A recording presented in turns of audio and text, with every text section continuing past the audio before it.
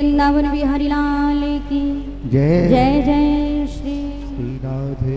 और चंद्रवंश में भगवान श्री कृष्ण का अवतार हुआ था, चंद्रवंश में भी यदुवंश में, और प्रत्येक युग के अंतिम चरण में भगवान का अवतार होता है। जैसे कलयुग के अंतिम चरण में कली अवतार का वर्णन किया है, ऐसी द्वापर के अंतिम चरण में जब पाप बढ़ने लगा, माता पृथ्वी और देवताओं ने मिलकर के जब भगवान से वंदना की, प्रार्थना की, तब भगवान ने कृष्ण अवतार लेने की योजना बनाई और माँ पृथ्वी को सांत्वना दी कि अति शीघ्र में वसुदेव और देवकी के यहाँ अवतार लेकर के विराजूंगा। समय अनुकूल आने पर वसुदेव और देवकी, क्योंकि वसुदेव जी जो थे वो सूरसेन के पुत्र थे, लेकिन वसुदेव और कंस की मित्रता भी थी, और उस मित्रता का कारण ये था कि उग्रसेन राजा मथुरा के, जिन्होंने पुत्र कामेष्ट यज्ञ किया और पुत्र कामेष्ट यज्ञ से उन्हें पुत्र हुआ और उस पुत्र का नाम उन्होंने कंस रखा। लेकिन जब कंस का नामकरण रखा गया और कुंडली देखी गई तो पता चला कि ये तो राक्षस वृत्ति का होगा, तो उन्होंने कंस को लता पताओं में लपेट करके उसको यमुना जी में बहा दिया। और जब यमुना जी में बहा दिया तो वहां सूरसेन राजा स्नान कर रहे थे, तो राजा सूरसेन ने कंस को उठाया और कंस का लालन पालन अपने ही घर में वसुदेव जी के साथ किया। इसलिए वसुदेव जी के साथ में मित्रता हो गई। थोड़े बड़े हुए, जब बड़े हुए तो नारद जी ने उनसे कहा कि तुम सूरसेन के पुत्र नहीं हो, तुम्हारे पिता का नाम है उग्रसेन जो कि मथुरा के राजा है, लेकिन तुम्हारे पिता ने तुम्हें फेंक दिया। तो अपने पिता से क्रोधित होकर के कंस ने तपस्या करी, और तपस्या करके जब शंकर भगवान को प्रसन्न किया और उसने वरदान में धनुष मांगा कि जब तक ये धनुष रहेगा तब तक कंस के प्राण रहेंगे, और जब वो लौट कर आया तो उसने जो वसुदेव थे उनकी मित्रता त्याग दी, और क्योंकि तमोव्रति से उसने तपस्या करी तो अघासुर, व्रतासुर, चाडूर, मुष्टिक आदि से मित्रता करके उग्रसेन के ऊपर चढ़ाई करी और मथुरा का राजा बन गया। आताताई हो गया, पिता को कारागार में डाल दिया।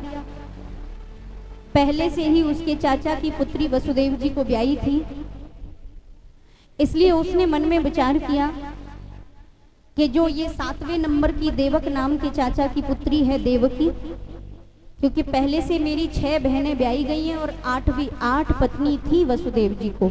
सबसे बड़ी थी रोहिणी, उसके बाद उनकी 6 पत्नियां कंस की ही बहनें थी, और 7वें नंबर की भी सबसे छोटी देवक चाचा की जो पुत्री थी देवकी, वो थी। मन में विचार किया, सत्यवादी है, सुशील है, मेरी और भी बहन को अच्छा रखता है, इसलिए क्यों ना मैं देवकी का विवाह भी कर दूं। और उन्होंने 8वें नंबर पर देवकी का विवाह वसुदेव जी के साथ किया, और वसुदेव जी देवकी दोनों का विवाह संपन्न हुआ। हम सबने ये कथा सुनी है कि जब वो विदा हो रहे थे, सारथी स्वयं बना, प्रेम बड़ा दिखा रहा है कि मेरे से ज्यादा लाडला कोई भाई नहीं होगा, अपनी बहन को बड़े चाव से विदा करूंगा।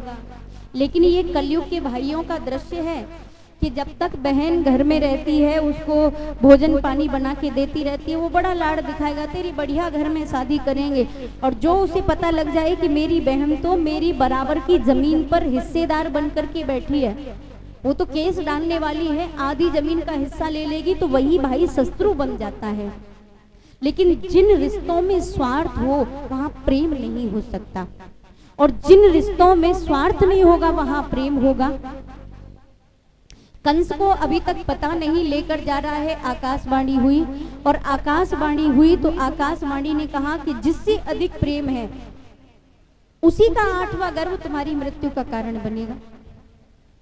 और ये सही बात है, हमारी आसक्ति जिस वस्तु में होगी वही हमारी मृत्यु का कारण है। पुत्र में है तो पुत्र हमारी मृत्यु का कारण, धन में है तो धन हमारी मृत्यु का कारण, भोजन में है तो भोजन हमारी मृत्यु का कारण।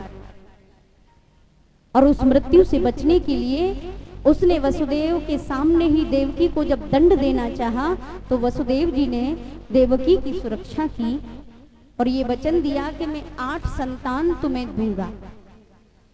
पहला पुत्र हुआ कीर्तिमान, जो वसुदेव जी के महल में हुआ था। कंस ने उसे मारा नहीं, छोड़ दिया था। लेकिन नारद जी आए और नारद जी ने जब कहा कि ये नहीं कहा कि नंबर 1 2 3 कौन से नंबर का, कहा 8वां गर्भ, भ्रमित कर दिया। और भ्रमित करके कीर्तिमान को उसने, नारद जी ने जब कहा तो उसने मार दिया। और अदला बदली के डर से वसुदेव और देवकी को कारागार में डाला, जहां और भी माता देवकी ने संतानों को जन्म दिया। 6 पुत्र उनके मारे गए। 7वें नंबर पर अपने बलदेव भैया, भगवान ने देखा मेरे से पहले ही ये कंस से भिड़ जाएंगे, तो उनको जो अपना जन्म देने का समय होता है उससे पहले ही माता देवकी के गर्भ से उठा करके माता रोहिणी के गर्भ में योग माया के माध्यम से ट्रांसफर कर दिया। गर्भ जब दूसरी जगह गया, वहां बलराम भैया ने अवतार लिया, दाऊ भैया प्रकट हुए। उसके बाद भादों के महीने में ही कृष्ण पक्ष की अष्टमी तिथि को 8वीं बार भगवान स्वयं कंस के कारागार में अवतार लेकर के आए थे। बोलिए बाल कृष्ण भगवान की जय। और कहते हैं जिस समय भगवान का अवतार हुआ उस समय सब सोए हुए थे, क्योंकि तुलसीदास बाबा ने भी कहा है कि भगवान के अवतार तो रोज होते हैं, लेकिन मोहन सा जग सोवन हरा, मोह रूपी रात्रि में सोए हुए जीव को भगवान प्रकट होता दिखाई नहीं देता। और योग माया के माध्यम से उधर यशोदा, जो कि वसुदेव जी के साथ नंद जी का भी संबंध है। और नंद जी के साथ क्या संबंध है कि नंद जी के और वसुदेव के बाबा एक थे, लेकिन दादी अलग अलग थी। इसलिए जो सूरसेन थे वो एक पत्नी के थे देवमीठ की, और जो अमर्क थे वो दूसरी पत्नी के थे। तो सूरसेन के वसुदेव हुए और उनके नवनंद हुए।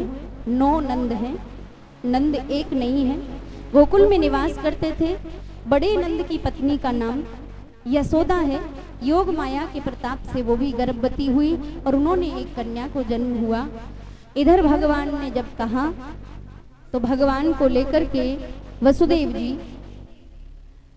गोकुल पहुंचे और वहां गोकुल में माँ यशोदा के पास लाला को सुला करके कन्या को लेकर आए। जो कथा हम यहाँ से सब विस्तार सुनेंगे कि माया का रूप क्या है। और वहां गोकुल में प्रातः काले जब सबको पता चला तो सबने बड़ी प्रसन्नता से भगवान का जन्मोत्सव मनाया। एक बार सभी भगवान का दर्शन करेंगे और थोड़ा सा उत्सव का आनंद लेते हुए फिर आरती की ओर चलेंगे। बोली वृंदावन बिहारी लाल की जय।